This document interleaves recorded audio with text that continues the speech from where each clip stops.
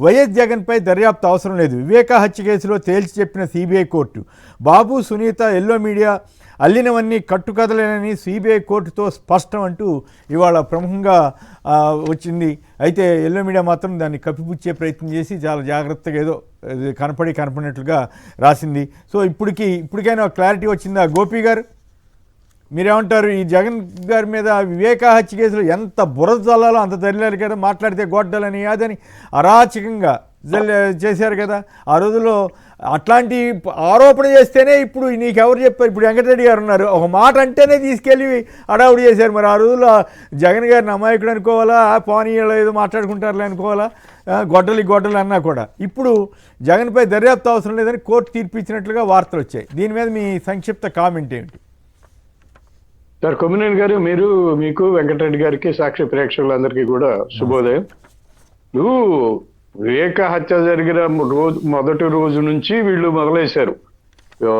Telugu Desam party నాయకులు కానీ, జనసేన నాయకులు కానీ గొడ్డల దెబ్బ అనుకుంటూ మాట్లాడడం మొదలేశారు.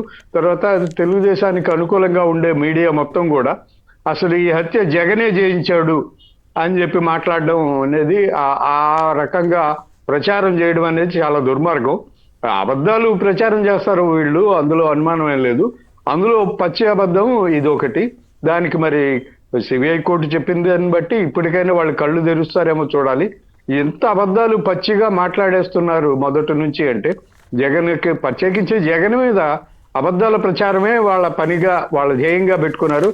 జగన్ మీద అబద్ధాలు మాట్లాడడం లేకపోతే అబద్ధాలు రాయడానికే ఆ మీడియా సంస్థలు వచ్చినట్టుగా కనిపిస్తోంది మనకి.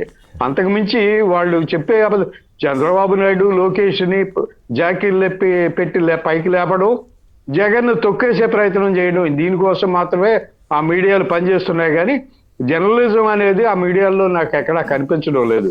జర్నలిజంలో ఉండే నిష్పాక్షికత కానీ, నిజాలు ప్రజలకు తెలియాలని చేసే ప్రయత్నాలు కానీ ఇవి ఎక్కడా కూడా కనిపించడం లేదు ఆ మీడియా సంస్థల్లో.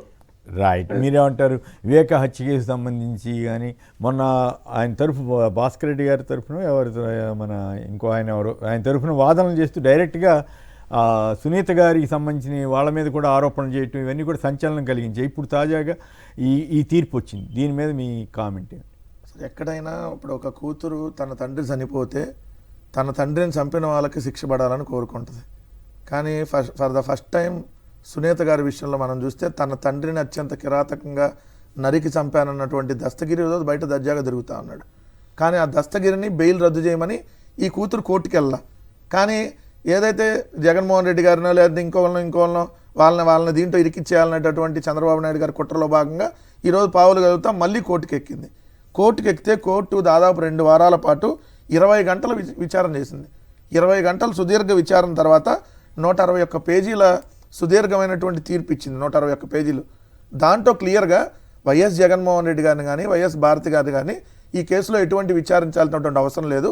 ఒక వ్యక్తి చనిపోతే ఆ చనిపోయినటువంటి సమాచారాన్ని బంధువులకు చేరవేయటం అనేది అది నార్మల్గా ఎక్కడైనా జరిగేటటువంటిది, చేరవేయాలి కూడా. దాన్ని మీరు ఎలా తప్పుపడతారు?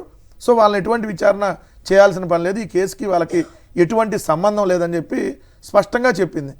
చెప్పినాకైనా మరి వీళ్ళ బుద్ధి ఇంకా మారిద్దో లేదో మనం చూడాలి. ఎందుకంటే వీళ్ళ బుద్ధి ఏదైతే కుక్కతోక వంకరలాగా ఎన్నిసార్లు మనం చెప్తున్నా మళ్ళీ వక్ర బుద్ధాలకు మారకుండా ఇలానే ప్రచారం చేస్తూ ఉంటారు. కాబట్టి ఇప్పటికైనా ఇంకా మారాలి. ఎందుకంటే కోర్టు దీంతో పాటు ఆసక్తికరమైన విషయం ఏంటంటే, ఇంతకుముందు లాయర్లు వాదించినట్టుగా రెండో కోణం, ఎవరైతే వివేక రెండో భార్య పేరు మీద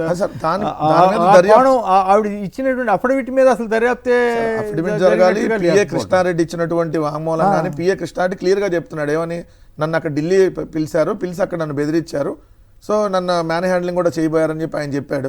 అంతకుముందు రామ్ సింగ్ ఎవరైతే దీంట్లో కీలకంగా చేశాడో ఆ రామ్ సింగ్ అనే అతను ఏ విధంగా వీళ్ళందరినీ ప్రభావితం చేయడానికి చూశాడనే దాని మీద కూడా జరగాలి. సో అసలు అందరూ అనుమానాలు ఏంటి, తొందరగా శిక్ష పడాలని కోరుకుంటారు ఎవరైనా. ఈమె ఇంకా ప్రొలాంగ్ చేస్తుంది అంటే దీని వెనక ఏమో, ఒకసారి ఏమో తొందరగా ఏమనంట, ఇంకోసారి ఏమో ఇంకా పూర్తిగా చేయాలి. ఎన్నిసార్లు పూర్తిగా లోతుగా చేయాలి. ఇప్పుడు ఆమె సిబిఐ బాగా చేసిద్దని ఒక రోజు అంటది, సిబిఐ బాగా చేయట్లేదు ఇంకో రోజు అంటది. అంటే ఏంది, దాంట్లో పూర్తిగా వీళ్ళ హస్తం ఉందని, లేకపోతే వీళ్ళ అల్లుడు కూతురు హస్తం ఉందనేటటువంటి బయట ఏదైతే వస్తున్నటువంటి వార్తలు ఉన్నాయో దాన్ని కప్పిపుచ్చుకోవడానికి ఆమె ఉల్టా అవతలాల మీద ప్రచారం చేస్తుంది అన్నట్టుగా క్లియర్గా కనపడుతుంది ఇప్పుడు. సో ఇప్పుడు ఏదైతే కోర్టు చెప్పిందో ఇప్పటికైనా వీళ్ళ బుద్ధి ఇంకా మార్చుకుంటే మంచిదని మాత్రం చెప్తా ఉన్నా.